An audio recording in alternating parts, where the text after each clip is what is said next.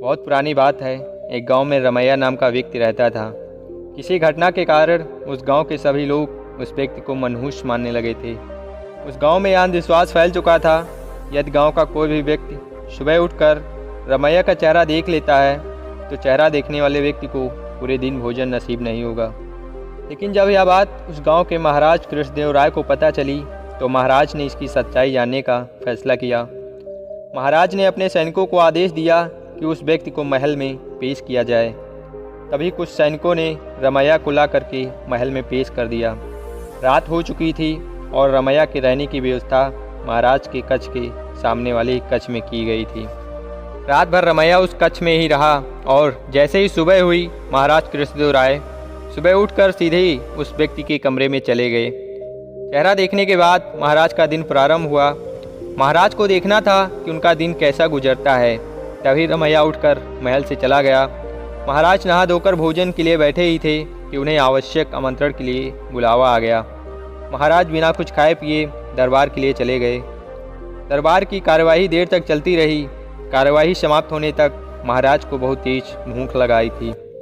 महाराज जब महल वापस आए और उनके लिए भोजन परोसा गया तभी उन्होंने देखा कि थाली में एक मक्खी बैठी हुई है।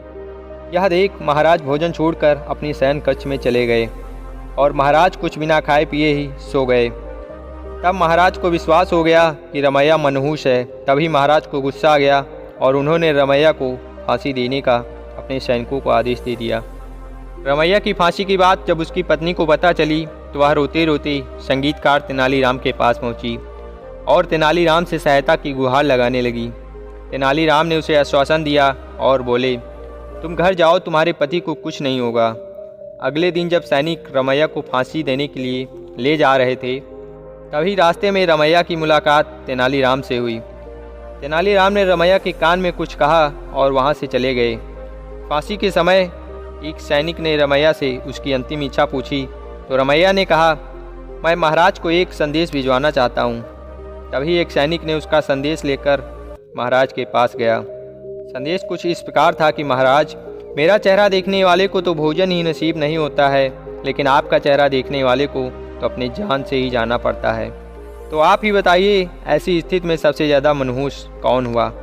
महाराज को यह बात समझ आ गई और अपने अंधविश्वास पर महाराज शर्मिंदा होकर उसकी फांसी रुकवा दी। रमैया को फिर से महल में लाने का अपने सैनिकों को आदेश दिया। जब रमैया महल में पहुंचता है तो महाराज रमैया से पूछते हैं कि ऐसा संदेश भेजने के लिए ऐसी सलाह तुम्हें किसने दी थी। तब रमैया ने तेनालीराम का नाम लिया और महाराज तेनालीराम का नाम सुनते ही प्रसन्न हो गए और महाराज तेनालीराम की बुद्धिमत्ता से प्रसन्न होकर बड़े ही सम्मान के साथ तेनालीराम को पुरस्कृत किया। तो दोस्तों, इस तरह तेनालीराम की बुद्धिमत्ता से रमैया की जान बच गई। इसलिए जीवन में कभी भी किसी प्रकार का अंधविश्वास नहीं करना चाहिए। तो दोस्तों, वीडियो आपको कैसी लगी? अगर पसंद आई हो तो वीडियो को लाइक करके चैनल को सब्सक्राइब जरूर कर दीजिएगा।